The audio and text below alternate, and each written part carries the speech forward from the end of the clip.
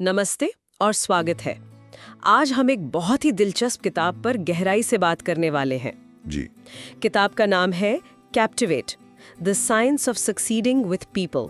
और इसकी लेखिका हैं वेनेसा वैन एडवर्ड्स। हाँ, ये किताब उन लोगों के लिए है जो कभी किसी पार्टी या मीटिंग में जाकर थोड़ा असहज महसूस करते हैं, सोचते हैं कि अब मैं क्या कहूँ या लोगों से बात कैसे शुरू करूँ। बिल्कुल। और वेनेसा खुद को मजाक में एक सुधर रही अजीब इंसान कहती हैं। अच्छा। उनका कहना है कि लोगों से घुलना मिलना और नेटवर्किंग करना, ये सब उनके लिए कभी आसान नहीं था।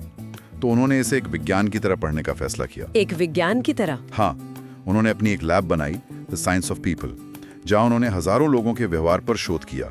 और ये किताब मतलब उसी सालों की मेहनत का एक नतीजा है। वाह, तो ये सिर्फ टिप्स और ट्रिक्स की लिस्ट नहीं है? नहीं, बिल्कुल नहीं। ये मानवीय व्यवहार के मनोविज्ञान पर आधारित है। और लेखिका ने लोगों से जुड़ने की इस पूरी यात्रा को 3 पड़ावों में बांटा है। जी। पहले 5 मिनट, पहले 5 घंटे और पहले 5 दिन। आज हम इन सभी पड़ावों से गुजरेंगे। लेकिन हम हर एक हैक को गिनने के बजाय उन सबसे जरूरी आइडियाज पर बात करेंगे जो असल जिंदगी में काम करते हैं। बिल्कुल, जो हमारे सुनने वालों के सामाजिक जीवन को बदल सकते हैं। तो चलिए इस सफर के पहले और सबसे महत्वपूर्ण पड़ाव से शुरू करते हैं। वो जादुई पहले 5 मिनट। हाँ, वो पहले 5 मिनट जहाँ या तो बात बन जाती है या बिगड़ जाती है। सही। किताब का पहला बड़ा आइडिया है कि आप किसी भी सामाजिक स्थिति में जाने से पहले ही आधी जंग जीत सकते हैं। इसे लेखिका द सोशल गेम प्लान कहती है। इसका मतलब क्या है? इसका मतलब है तैयारी। हाँ। ज्यादातर लोग बिना किसी तैयारी के किसी भी इवेंट में चले जाते हैं और फिर मतलब असहज महसूस करते हैं। बिल्कुल। लेखिका कहती हैं सबसे पहले अपनी सही जगह चुनें। सही जगह, वो इसे थ्राइव लोकेशंस कहती हैं, यानी ऐसी जगह जहां आप सहज और आत्मविश्वासी महसूस करते हैं। अच्छा। अगर आपको बड़े शोर वाले क्लब पसंद नहीं है तो वहां नेटवर्किंग करने की कोशिश करना। मतलब खुद को नाकामयाबी के लिए तैयार करना है। बिल्कुल।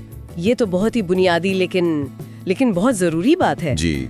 हम अक्सर उन जगहों पर जाने के लिए मजबूर महसूस करते हैं जहां हम फिट नहीं होते। सही कहा। किताब में इवेंट के अंदर भी सही जगह पर खड़े होने की बात की गई है।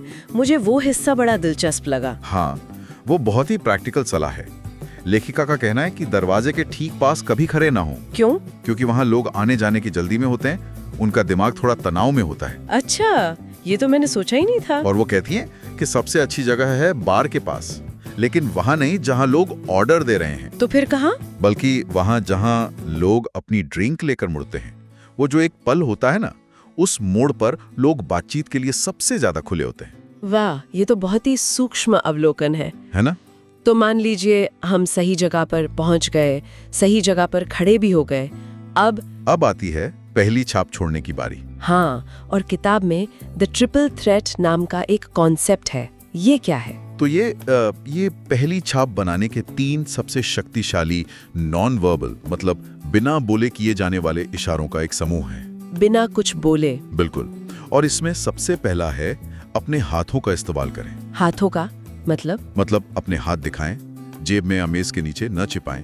जब लोग हमारे हाथ देख पाते हैं तो उनका दिमाग हमें भरोसेमंद मानता है। अच्छा। ये हजारों साल पुरानी एक प्रवृत्ति है। हाथ छिपाने का मतलब है कि आप शायद कुछ छिपा रहे हैं। और दूसरा है एक विजेता की तरह खड़े होना, कंधे पीछे सीधे। इसे पावर पोज भी कहते हैं। ये सिर्फ दूसरों को नहीं बल्कि आपको खुद को भी ज्यादा आत्मविश्वासी महसूस कराता है। और तीसरा यकीनन आई कांटेक्ट होगा। जी, सही आई कांटेक्ट। ना बहुत ज्यादा कि घूरना लगे, ना बहुत कम कि लगे आप दिलचस्पी नहीं ले रहे हैं। लगभग 60 से 70% समय तक। लेकिन एक सवाल है, क्या ये सब एक साथ करना, जैसे हाथ दिखाना, सीधे खड़े होना, आई कांटेक्ट बनाना, ये थोड़ा बनावटी या रोबोटिक नहीं लगेगा? ये बहुत अच्छा सवाल है। क्या लोग समझ नहीं जाएंगे कि आप कोई तकनीक इस्तेमाल कर रहे हैं? देखिए, शुरुआत में ऐसा लग सकता है, लेकिन लेखिका का उद्देश्य ये नहीं है कि आप अभिनय करें। उनका कहना है कि इन्हें तब तक अभ्यास करें जब तक कि आपकी स्वाभाविक आदत न बन जाए। जैसे कार चलाना सीखना? बिल्कुल वही। शुरू में आपको गियर, क्लच, स्टीयरिंग सब पे ध्यान देना पड़ता है ना? हाँ, बिल्कुल। लेकिन कुछ समय बाद ये अपने आप होने लगता है।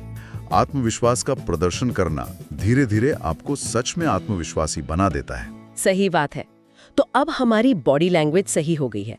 अब आती है बातचीत शुरू करने की बारी। और यहीं पर ज्यादातर लोग अटक जाते हैं। हाँ, वो घिसा पिटा सवाल, आप क्या करते हैं? किताब कहती है कि ये सबसे उबाऊ सवाल है। तो फिर क्या पूछना चाहिए? बिल्कुल, लेखिका ऐसे स्मॉल टॉक कहती हैं और हमें बिग टॉक करने के लिए प्रोत्साहित करती हैं। Big talk. हाँ, इसके लिए वो कन्वर्सेशनल स्पार्क्स का आइडिया देती हैं। ये ऐसे सवाल हैं जो सामने वाले को कुछ सोचने पर मजबूर करें और उनके दिमाग में डोपामाइन यानी खुशी का जो केमिकल है वो रिलीज करें। कोई उदाहरण दे सकते हैं? जरूर।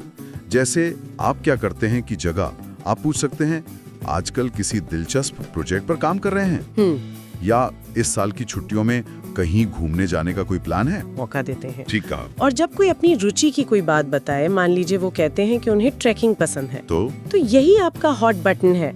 अब उस विषय पर और सवाल पूछिए। जैसे, वाह, आप हाल ही में कहाँ ट्रैकिंग पर गए थे? बिल्कुल। इससे सामने वाले को महसूस होता है कि आप सच में उनकी बातों में दिलचस्पी ले रहे हैं, सिर्फ अपनी बारी का इंतजार नहीं कर रहे हैं। तो पहले 5 मिनट का सार ये है, तैयारी के साथ जाएं, अपनी बॉडी लैंग्वेज से भरोसा जगाएं और दिलचस्प सवाल पूछकर एक यादगार बातचीत की शुरुआत करें। जी। अब मान लेते हैं कि पहली मुलाकात अच्छी रही। अब रिश्ते को अगले स्तर पर यानी पहले 5 घंटों तक कैसे ले जाएं? यहाँ से खेल थोड़ा और गहरा हो जाता है। कैसे? अब बात सिर्फ क्या कहना है कि नहीं, बल्कि सामने वाले इंसान को समझने की है।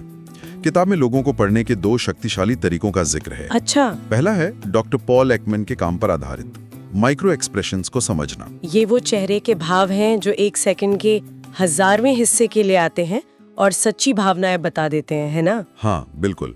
7 सार्वभौमिक भाव हैं: गुस्सा, खुशी, डर, आश्चर्य, घृणा, तिरस्कार और उदासी। तो हमें क्या जासूस बनना पड़ेगा? नहीं, आपको जासूस बनने की जरूरत नहीं है। बस ये देखना है कि क्या किसी की बातों और उनके चेहरे के भाव में कोई विरोधाभास है। जैसे? अगर कोई कह रहा है, हाँ मैं इस प्रोजेक्ट को लेकर बहुत उत्साहित हूँ, लेकिन उसके चेहरे पर एक पल के लिए तिरस्कार का भाव आता है, तो इसका मतलब है कि कहानी में कुछ और भी है। बिल्कुल। ये तो रिश्तों में बहुत काम आ सकता है, चाहे वो पर्सनल हो या प्रोफेशनल। जी हाँ। लोगों को पढ़ने का दूसरा तरीका द बिग 5 पर्सनालिटी ट्रेट्स से जुड़ा है। क्या आप इसे आसान शब्दों में समझा सकते हैं? जरूर। विज्ञान कहता है कि दुनिया के हर इंसान के व्यक्तित्व को 5 पैमानों पर मापा जा सकता है। 5 पैमाने? हाँ। पहला, खुलापन, यानी कोई नए अनुभवों के लिए कितना तैयार है। दूसरा, कर्तव्य निष्ठा, कोई कितना व्यवस्थित और जिम्मेदार है।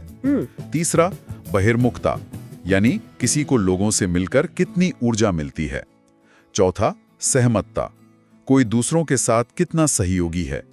और 5वां, मनोविक्षुब्धता, यानी कोई कितना जल्दी तनाव या चिंता में आ जाता है। तो इसका व्यवहारिक उपयोग क्या है? हम किसी के बारे में ये सब जानकर क्या करेंगे? इसका उपयोग अपने संबंधों को बेहतर बनाने के लिए किया जाता है। अच्छा। मान लीजिए आप एक बहिर्मुखी यानी एक्सट्रोवर्ट हैं और आपका कोई सहकर्मी अंतर्मुखी यानी इंट्रोवर्ट है। आप शायद बड़े ग्रुप में ब्रेनस्टॉर्मिंग करना पसंद करेंगी, जबकि वो अकेले में सोचना पसंद करेगा। सही। ये जानने के बाद आप दोनों के काम करने का एक बेहतर तरीका निकाल सकते हैं। ये किसी को जज करने के लिए नहीं, बल्कि समझने के लिए है। समझ गई। तो लोगों को पढ़ने के बाद अगला कदम है उन्हें महत्वपूर्ण महसूस कराना। जी। किताब में 5 प्रशंसा भाषाओं का जिक्र है, जो 5 प्रेम भाषाओं के कॉन्सेप्ट से लिया गया है। हाँ, ये बहुत शक्तिशाली कॉन्सेप्ट है। हर व्यक्ति अलग अलग तरीके से प्रशंसा महसूस करता है। मतलब? कुछ लोगों को प्रशंसा के शब्द सुनना अच्छा लगता है, जैसे आपने ये काम बहुत अच्छा किया। कुछ के लिए सेवा के कार्य ज्यादा मायने रखते हैं, जैसे आप उनके काम में उनकी मदद कर दें। और बाकी 3? बाकी 3 हैं उपहार, गुणवत्ता समय और शारीरिक स्पर्श, जैसे कि एक उत्साहजनक हाथ मिलाना या पीठ थपथपाना।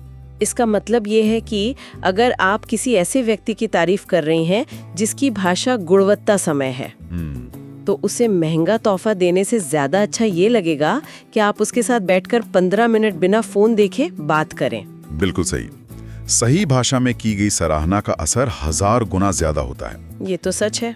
ये दिखाता है कि आप न सिर्फ उनकी सराहना करते हैं, बल्कि आपने उन्हें समझने का भी प्रयास किया है। वो गहरा और स्थायी कैसे बनाया जाए। हाँ, किताब कहती है कि इसका राज कहानियों में छिपा है। जी, द स्टोरी स्टैक का आइडिया बहुत शक्तिशाली है। Story stack? हाँ, लेखिका कहती हैं कि आम विषयों पर अपनी कुछ छोटी दिलचस्प कहानियां तैयार रखें। जैसे काम, परिवार, यात्रा, आपकी हॉबीज, इन सब पर जब बातचीत में मौका मिले तो अपनी कहानी सुनाएं।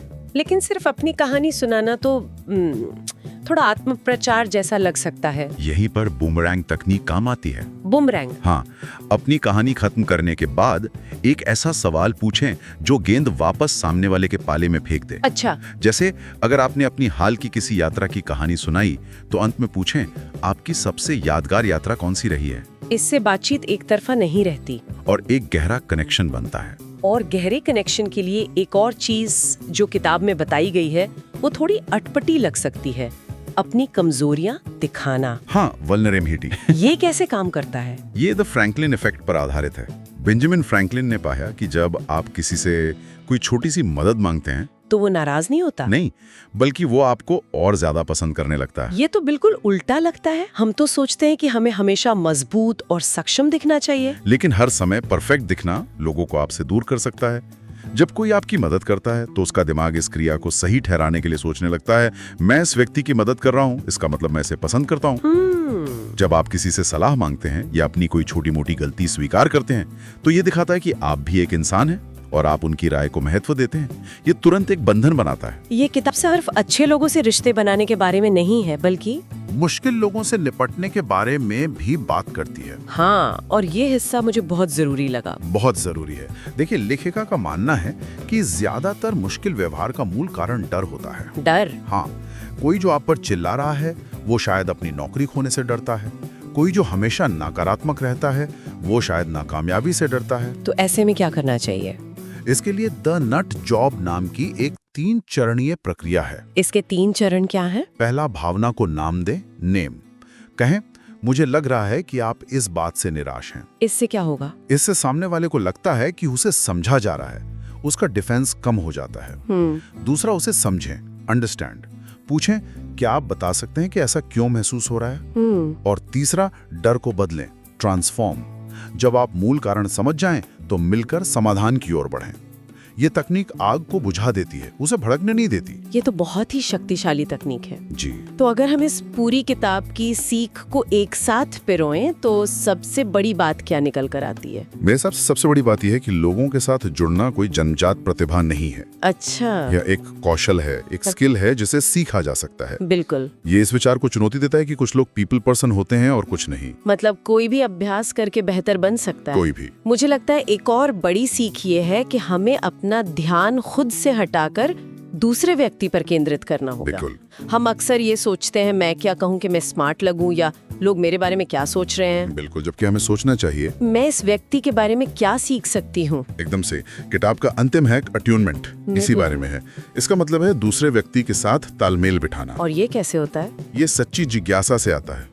जब आप सच में किसी को जानने में रुचि रखते हैं तो वे इसे महसूस कर सकते हैं और वे भी आप में रुचि दिखाने लगते हैं। तो हर बातचीत एक अवसर है। हाँ, कुछ नया सीखने का, किसी को समझने का और एक सार्थक संबंध बनाने का। तो इस किताब से अगर 3 मुख्य बातें याद रखनी हो तो वो क्या होंगी? पहली, तैयारी और इरादे से किसी भी सामाजिक स्थिति में जाएं, मतलब एक प्लान के साथ। दूसरा, छोटी मोटी बातों से आगे बढ़कर लोगों को गहराई से समझने की कोशिश करें, उनकी पर्सनालिटी, उनकी प्रशंसा की भाषा, ये सब। और तीसरा, प्रामाणिक और साहसी बने, अपनी कहानियां सुनाएं और मदद मांगने से ना डरें। भेद्यता यानी वल्नरेबिलिटी एक ताकत है, कमजोरी नहीं। तो इस विचार के साथ आपको छोड़ते हैं। अगली बातचीत में दुनिया का सबसे दिलचस्प इंसान बनने की कोशिश करने के बजाय ये कोशिश करें कि आप सामने वाले इंसान को दुनिया का सबसे दिलचस्प इंसान महसूस कराएं। बहुत खूब। और ऐसी ही शक्तिशाली किताबों की बातें और भी गहराई से जानने के लिए हमारे चैनल को सब्सक्राइब करना ना भूलें। सुनने के लिए धन्यवाद।